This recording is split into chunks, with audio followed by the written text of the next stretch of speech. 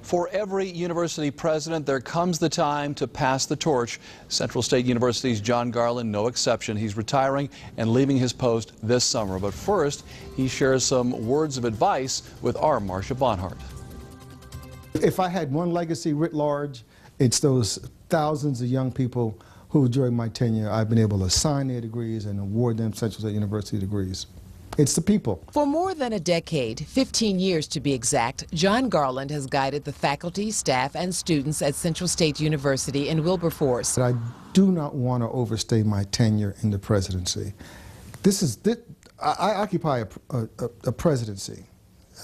It's not a job. I occupy a symbol, a position in the organization that's vital to the organization.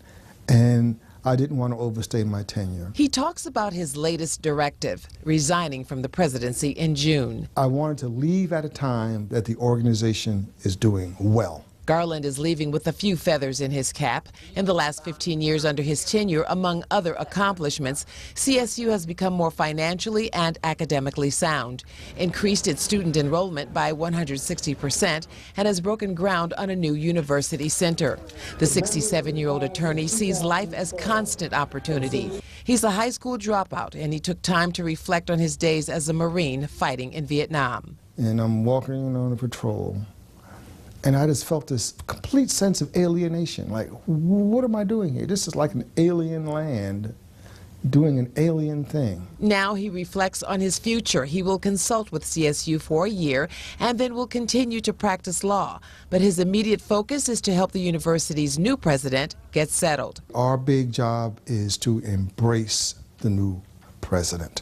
That would be Dr. Cynthia Jackson Hammond, who begins her new position as CSU president in July. Learning the history, vitally important. Learning the history. I believe a university president should be the chief historian, should know the history of the institution. Because it's with knowing the history, you're able to come up with a narrative about your presidency and where the institution was and where it's going. In Wilberforce, Marcia Bonhart, 2 News.